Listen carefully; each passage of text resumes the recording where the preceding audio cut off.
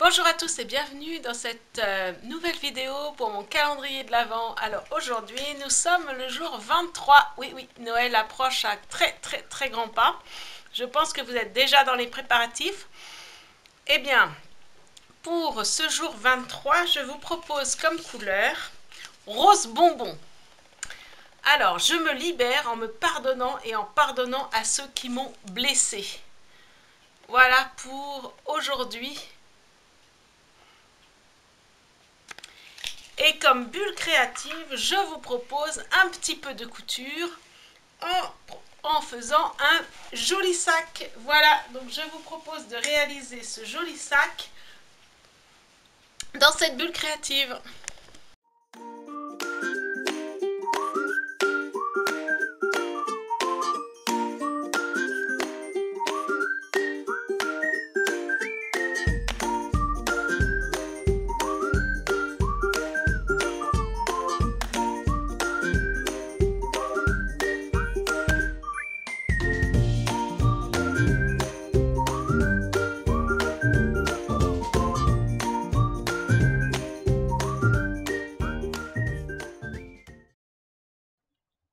Voilà, aujourd'hui je vous propose de fabriquer, de coudre ce sac. Donc c'est un sac très facile, sans difficulté. Donc nous allons préparer la machine à coudre. Pour faire cette petite séance de couture, je l'allume. Voilà, je vais utiliser du fil Bordeaux.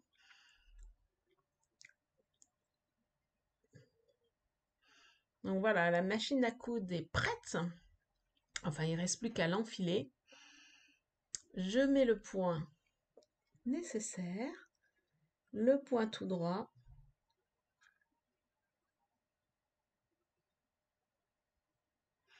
Voilà, au milieu. Et c'est parti. Donc, du coup, j'ai déjà coupé donc, le sac en lui-même. Donc, pour le haut, je vous conseille de prendre des tissus qui sont quand même assez épais, que ce soit des canvas qui sont un peu plus souples, ou alors, comme moi dans ce cas-là, qui est un jacquard. En fait, c'est des tissus serrés, tissés. Et j'ai pris un simili-cuir.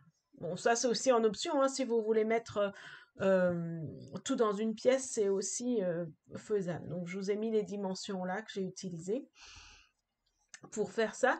Ensuite, j'ai utilisé des lanières toutes faites. J'ai utilisé une fermeture éclair de 18 cm pour pouvoir faire une poche à l'intérieur. Et j'ai une doublure en coton. Ma doublure est en coton. Vous pouvez utiliser un tissu un petit peu plus épais, hein. Alors, dans un premier temps, on va assembler le simili-cuir avec le corps du sac en, en jacquard, avec des fleurs. Voilà, comme ceci. Et on va coudre donc largeur pied de biche tout le long, tout le long. Si vous voulez mettre, là je ne l'ai pas fait, mais si vous voulez mettre un,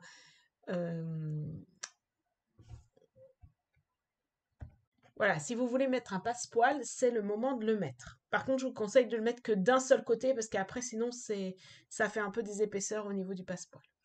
Voilà, moi j'ai mis ma marque au passage sur le devant du sac. Enfin, du coup, ça sera le devant du sac. Ensuite, on va préparer pour faire une surpiqûre. Moi, j'aime bien parce que ça fait plus joli et puis du coup, ça va permettre au simili-cuir de tenir et de rester bien en place. Donc, je prépare le tout pour faire une surpiqûre. Donc, je mets les épingles comme ça. Donc, bien évidemment, au fur et à mesure, il faudra les retirer. Parce que sinon, ça va gêner pour la couture. Voilà. Donc, tout le long, je mets des épingles. Et donc, du coup, pour la surpiqûre, je couds à 1 mm du bord. Donc, assez proche du bord. Vous voyez, là. Je vous montre là comment je vais coudre. Donc, on va à la machine. Voilà. Donc, je vous couds. Alors, là, vous voyez, la machine, elle galère un petit peu pour avancer et elle avance pas bien. Alors, quand c'est comme ça, sur certains tissus, notamment les simili-cuirs, mais aussi les tissus un peu plastifiés épais, pas sur tous les simili-cuirs, hein, mais sur certains, celui-là, oui. Alors à ce moment-là, moi ce que je fais, c'est que vous voyez, j'ai mis un scotch, les scotch qui sont un peu pas transparents, quoi. Et là, à ce moment-là, il avance beaucoup mieux en fait. Du coup, ça va mieux glisser sur le tissu, vous voyez? Donc je retire bien les épingles au fur et à mesure. Et bon, l'inconvénient du scotch, c'est que c'est vrai qu'on voit pas bien où est-ce qu'on coud, hein. Ça, c'est vrai que c'est un peu le gros inconvénient, mais au moins on avance parce que sinon vous avancez pas. Voilà. Ça, c'est mon astuce du jour, mon astuce pour ce. Mais encore une fois, ceci n'est pas valable sur tous les simili-cuirs. Moi, c'est celui-là, il est un peu épais et j'en ai besoin. Il y en a d'autres, vous n'en avez pas forcément besoin. C'est pas systématique. Mais si vous avez des problèmes, ben, c'est l'astuce qu'il faut avoir en tête pour au cas où. Voilà, voilà, voilà. Alors,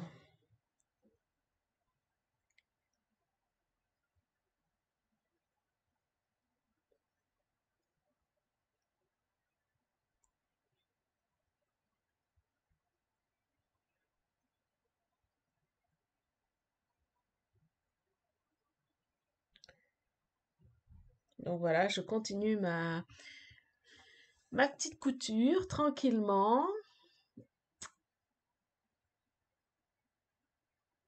Donc voilà, oui, c'est comme je disais tout à l'heure, oui, un passepoil, vous pouvez tout à fait mettre un passepoil entre les deux coutures. Moi, je vous conseille de le mettre sur le devant et pas sur le dos parce que sinon, au niveau de la jonction des coutures du passepoil, vous allez avoir des difficultés. Et il y aura un petit trou. Voilà. Donc voilà, j'ai terminé ma couture. J'ai terminé mon devant et mon dos. Voilà. Donc maintenant, bah, l'idée c'est de mettre donc on coud toujours endroit contre endroit pour coudre à l'envers. Donc voilà. Donc par contre, il faut bien faire attention quand vous assemblez le dos et le devant que le simili-cuir soit bien face à face. Et là, je vous conseille de commencer par ça, de mettre les épingles à droite, puis à gauche.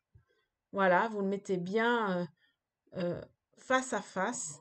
Et ensuite, vous pouvez mettre le reste de votre tissu bord à bord, le reste de votre sac bord à bord. Voilà. Et en fait, on va coudre du coup sur voilà, tout ce côté-là, sur les trois côtés du sac.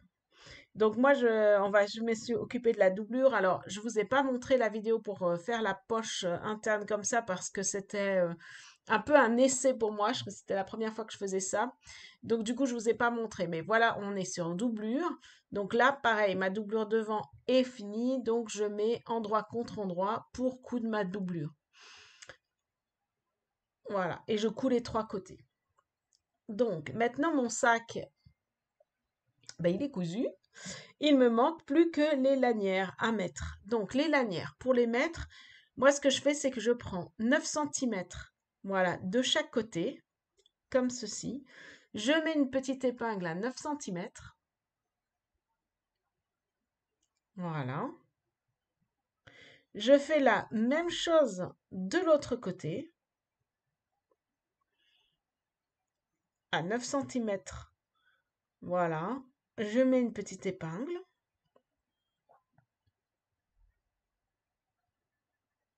Voilà. Ça va être mes marques pour pouvoir poser les lanières. Alors ensuite, je mets les lanières, donc je les mets, voilà. Donc je l'ai un peu coupé parce que en fait, la lanière, vous pouvez la faire de 65 à 70 centimètres, 70 centimètres. Ça sert à rien plus, en tout cas pour comme elles sont là directement, c'est pas la peine. Et donc je la mets sans courber de l'autre côté et à l'intérieur de l'aiguille. Donc vous voyez, pour savoir qu'on n'a pas courbé, il faut qu'à la fin, ça fasse ça comme ça. Ça, c'est votre marque comme quoi elle n'est pas courbée et qu'elle est bonne. Voilà. Et moi, je les mets à l'intérieur du coup de l'aiguille du repère que j'ai noté. Là, la lanière est un peu grande, je vais la diminuer. Voilà, du coup, sur l'autre, je l'ai diminué. Voilà, là, je les ai fait de 70 centimètres. Après, en fonction du tissu que vous avez ou quoi que ce soit, faut compter entre 65 et 70, 70 centimètres à peu près. Plus long, ça sert à rien en fait. Plus long, ça veut dire que vous allez la mettre beaucoup plus bas dans le sac, mais là, pour ce sac-là, ça suffit très très largement. Voilà. Donc là, moi, je les ai cousus.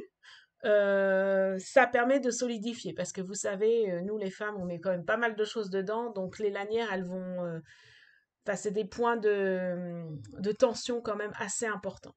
Donc là, c'est ma doublure qui est faite. Voilà, je la mets à l'endroit. Vous voyez, je la mets à l'endroit et, le sac, je le mets à l'envers parce que l'idée, c'est de coudre toujours endroit contre endroit. Donc, je vais rentrer ma doublure qui sera, elle, à l'endroit pour bien mettre endroit contre endroit et coudre. Et donc là, je rentre ma doublure dans le sac et je fais bien attention à ce que les coutures soient en face. Voilà, les deux coutures soient en face. Donc je mets bien, comme c'est des points de jonction, je mets une couture d'un côté, l'autre couture de l'autre côté pour éviter les épaisseurs. Voilà, ça partage un petit peu les épaisseurs. Je fais la même chose de l'autre côté. Et ensuite, ce sera tout simple de répartir la doublure avec le corps du sac. Et bien sûr, vous laissez un espace pour pouvoir retourner le sac. Ça, c'est très important, sinon vous ne le retournerez pas. Voilà, donc là, vous voyez comment c'est bien fait. Et alors, l'espace, moi, je vous conseille de le laisser entre les deux lanières. Voilà. Et on coud largeur pied de biche et on fait un zigzag. Donc maintenant, on va s'attaquer au soufflet. Voilà, que je couds. Et en fait, moi, j'ai utilisé 5 centimètres. Voilà. Et comme ça, il faut bien mettre les coutures contre les coutures. Voilà. Comme il y a des épaisseurs, c'est normal qu'il y ait un petit décalage, hein. Et voilà, mon sac est terminé.